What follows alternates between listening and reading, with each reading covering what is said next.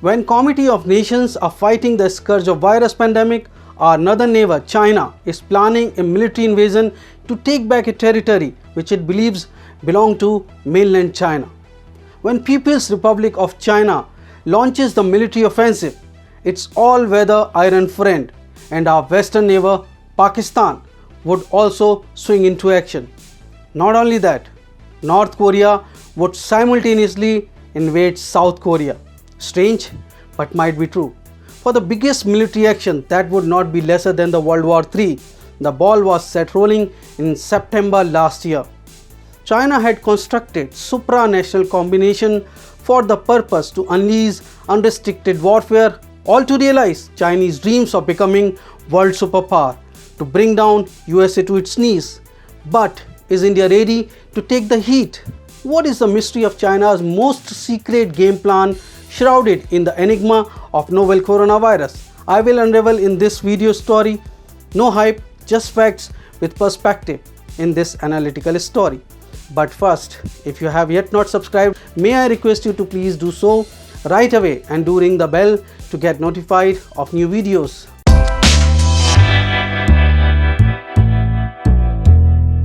Hello and welcome. My name is Shailesh Kumar and you're watching National Defense. China in most likelihood is planning a major military offensive to take back Taiwan, a territory which China always claimed of its own. But what may surprise the world that China, against all expectations and analysis, may take the territory by force. Some recent incidents and military moves prove that China may have planned it some time back to activate supranational combination before its blitzkrieg showdown. But first, the foreground. China always feels that America have been subjugating it, humiliating it for very long. China perceives America its biggest enemy, as it believes that USA interferes in its internal matter and is the only roadblock in the reunification of Republic of China, that is Taiwan, with the mainland China. Not to offend China, USA from 1979 onwards had maintained only informal relations with Taiwan under 6 assurances. But on 16th March 2018, China got a setback as USA Congress passed Taiwan Travel Act to add insult to wound. China find it unacceptable to have US recognized consular relations with Taiwan on 13 September last year. To add fuel to fire, US President Donald Trump signed the Taiwan Allies International Protection and Enhancement Initiative (TAIPI) Act into law. The law mandates US to alter engagement with nations that undermine Taiwan's security or prosperity. Chinese Foreign Ministry responded by warning America, quote, "We urge the United States to correct its mistake, not implement the law or obstruct the development of relations between other countries and China. Otherwise, it will inevitably encounter a resolute strike back by China." Chinese always have wishful thinking that one day America will be defeated. China understands that the enemy, America, cannot be defeated in conventional military war. Chinese Defense Minister Chi Haoxian, who served between 1993 to 2003, publicly mentioned that war with the United States is inevitable. He said, "We cannot avoid it. The issue is that the Chinese armed forces must control the initiative in this war. We must be prepared to fight for 1 year, 2 years, or even longer." Unquote. China has always pursued military strategy of its great ancient thinker Sun Tzu. The strategy to defeat stronger by weak is further elaborated in contemporary terms by two of PLA senior Colonel Xiao Liang and Colonel Wang Jiangxi in their book Unrestricted Warfare, published almost 3 years before 9/11 attack on America. In a paragraph, they wrote, "The strong can be defeated by weak through merciless unconventional methods." As examples, the authors, they made repeated references to enemies of Western society such as Colombian drug lords and the Italian mafia, the poison gas attack in the Tokyo subway, and new terrorist Osama bin Laden and his shadowy network, who is no more now. They also championed the skill with which George Soros used economic attacks on monetary systems to infiltrate and then take down the economies of the entire countries. Chinese can't possibly take Taiwan, as a strong America will come to rescue of Taiwan. American may be thousands of nautical miles away, but Taiwan would have their military aircraft carriers in its territory deployed so that in case of any misadventure they can come to the rescue of Taiwan. But outbreak of COVID-19 has changed all military dynamics in favor of China. USA has suffered most in terms of unfortunate deaths on its territory. Coronavirus pandemic has forced its mighty aircraft carriers to dock in the neighborhood while their crew quarantined. The USS Theodore Roosevelt carrier is forced to dock in Guam after hundreds of its crew contracted the coronavirus. The carrier's captain was later sacked for disclosing information about the coronavirus outbreak on the ship. Second US aircraft carrier, the USS Ronald Reagan, is currently docked in Yokosuka, Japan, after members of its crew had tested positive. On the contrary, a Chinese naval flotilla led by its first aircraft carrier, Liaoning, passed by the eastern and southern coast of Taiwan on 12th April to carry out military drills. The Liaoning was escorted by two Type 052D guided missile destroyers, the Xining and Guiyang, two Type 054A guided missile frigates, the Zhaozhuang and Rizhao, and a Type 901 combat support ship, the Honolulu. Chinese carrier is the only ship of its kind still operational in the region and now literally rules Miyako Strait. Taiwan scrambled warship on 11th April night to monitor the movements of mainland Chinese carrier strike group after it was spotted by Japan first heading towards the Western Pacific. Earlier on 10th April, multiple PLA warships including the H-6 bombers, KJ-500 early warning aircraft and J-11 fighter jets conducted a Farsi long-range drill above southwestern waters near the island of Taiwan. Soon after the Spring Festival holiday in late January this year, the PLA conducted a combat readiness patrol mission featuring warships and warplanes on February 9th, joint exercise on February 10th, and rare warplane nighttime exercise on March 16th, all near the island of Taiwan. Despite the virus pandemic outbreak in Wuhan, I believe these exercises are going to be more frequent and aggressive as part of area denial operations against US, Japanese, and Australians or any foreign intervention. While the world is preoccupied with the coronavirus, China is quietly expanding its power around the world. Chinese President Xi Jinping has seized this opportunity to intimidate Taiwan, influence Europe, modernize its military, and entrench itself deeper into the South China Sea. Yes, the world superpower, the United States, is looking fragile and weak. As Washington falters, Beijing is moving quickly and adeptly to take advantage of the opening created by US mistakes, filling the vacuum to position itself as the global leader in pandemic response. It is working to tout its own system, provide material assistance to other countries, including India, and even organize other governments. The sheer chutzpah of China's move is hard to overstate. After all, it was Beijing's own misstep, especially its effort at first to cover up the severity and spread of the outbreak, that helped create the very crisis now afflicting much of the world, but we are not sure how coronavirus came. Yet Beijing understands that if it is seen as leading and Washington is seen as unable to willing to do so, this perception could fundamentally alter the United States' position in the global politics and the contest for leadership in the 21st century. China has also been making inroads in Philippines' claimed reefs, building new facilities in the West Philippine Sea. China's state-run news agency Xinhua reported that the two facilities were research stations intended to help scientists expand their research into deep sea ecology, geology, environment, material sciences, and marine energy. These facilities built on Fairy Cross and Subi reefs in the Spratly Island are both claimed by the Philippines. While these reefs were not included in the international ruling as belonging to the Philippines, they are located closer to the Philippines than another reef that China built an installation on and which was ruled by the Philippine territory. Meanwhile, China has also used the coronavirus panic to make inroads into Europe. Several European countries have turned to China for help to battle the pandemic, and thus China has been hailed as a savior. While sending face masks, ventilator and medical personnel may not seem like a military takeover, it is giving China a greater foothold in the region and opening the door for further cooperation. It has also offered this support to other affected nations. Serbia is one of the nations that upon the arrival of Chinese doctors implemented the Chinese model, which includes mass testing, isolating all cases and punishing those who break social distancing and curfew rules with 3 to 12 years in jail. China's support led to an outpouring of praise from the Serbian president.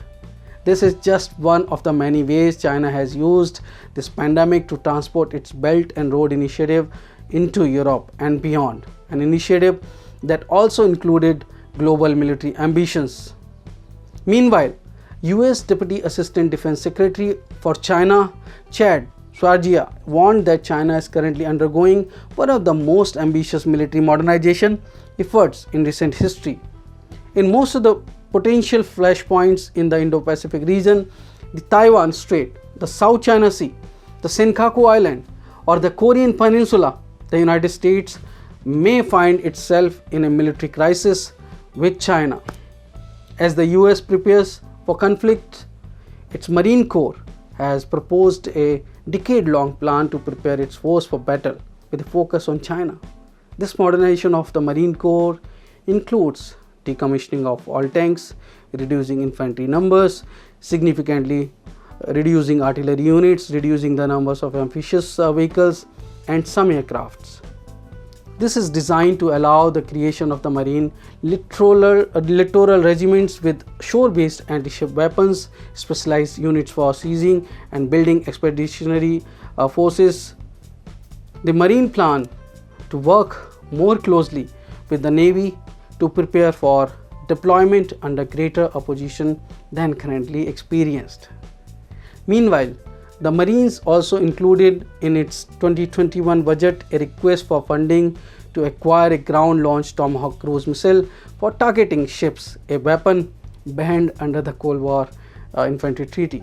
To match the threat, US also revamped its pressure and presence in South China Sea under freedom of navigation. On 19th March, the US Navy conducted a live-fire missile drill in the Philippine Sea, which is seen as a warning to the People's Liberation Army. Soon after, China's Liaoning Flotilla sailed near Taiwan. US's reconnaissance aircraft RC-135W Rivet Joint was spotted near Taiwan's airspace 12 times from March end. Meanwhile, China refuted the Vietnamese claim concerning the Zisa and Nansa Islands, stressing the Zisa and Nansa Islands are Chinese territory. The framework for the tumultuous turn of events is being laid right now. Even as the rest of the world panics over coronavirus, don't forget to watch how China is using this crisis to its advantage. You understand its actions today by reading Russia and China and Prophecy. The challenge before India is which sides to go with. Russia is old friend while US is still a friend in making. China is obviously an adversary. In any case, India will be pushed into a block even if it would want to watch the war theatrics. President Xi Jinping's address at the 19th Communist Party Congress touts for one country, two systems, and the reunification of the motherland as a fundamental strategy of a new era for China. Now the question comes, why would China opt for unification by force rather than through the peaceful negotiations? There could be 4 reasons. First, after extending economic help to the island for years, Beijing has still failed to win the hearts and minds of the Taiwanese people. Instead, cross-strait relations have deteriorated. Second, the influence of Taiwan's political parties is waning. Even if the Kuomintang wins back power, it would not be in a position to lead cross-strait unification. Third, as one generation of Taiwanese replaces another, the Chinese identity among the people of Republic of China, that is Taiwan, will grow only weaker. Fourth, more and more Chinese are calling for unification by force. In 2021, China will be approaching the first of its 2 centenary goals, the establishment of a Xiaokang or moderately prosperous society by 2021, the 100th year of the founding of the Communist Party of China. This would act as a driving force for China to take back Taiwan by force. If China becomes a well-off nation with Taiwan in its fold, it would mean a historic achievement for President Xi Jinping. Next, Trump's national security strategy not only labels China and Russia as America's strategic rivals, it also pledges to maintain strong ties with Taiwan. This is quickening Beijing's plan to take back Taiwan by force. All is set for Beijing to unify with Taiwan by force except for one thing, a pretext or a reason to take action. Emboldened by US support, the Taiwanese government that Tsai leads may well test China's bottom line by further cementing its ties with America, such as with the proposed exchanges between US and Taiwanese navies. If Dragon decides to annex Taiwan in 2020 by force, there will be formidable changes for Asia and the world. To my mind, North Korea would wage war on South Korea, and Pakistan, emboldened with Chinese support, would try to grab Ladakh and Jammu and Kashmir. I strongly believe that China would use COVID-19 situation to weaken the world. With a few nations, it will project itself as a savior to garner their support and sympathy, while with others, it would like to see spreading of virus through its trans-supranational powers that includes terrorist networks, drug networks, international sex rings across the globe as part of its unrestricted warfare strategy. If we look at the data of COVID-19 on map, we as on date will find as all weather iron friends of China like North Korea, Pakistan have relatively very few cases of SARS-CoV-2 virus pandemic. US is the worst sufferer and broken its spine. China would also not like to see a strong Russia, so in upcoming days the pandemic may further spread in Russia. However, in any case, China needs Russia to deal with USA, so it would make friendship. India, which by and large is able to control coronavirus, can face a sudden upsurge of pandemic that can break to bow down on its knees, and the government strategy planner need to take precautionary action, contingency measures from now onwards, I would believe. If sources are to be believed, ISI is behind the spread of coronavirus through Tablighi Jamaat, who worked none the less as virus carriers. In any case, virus vaccine or drug is not likely to be developed and mass produced before the end of this year.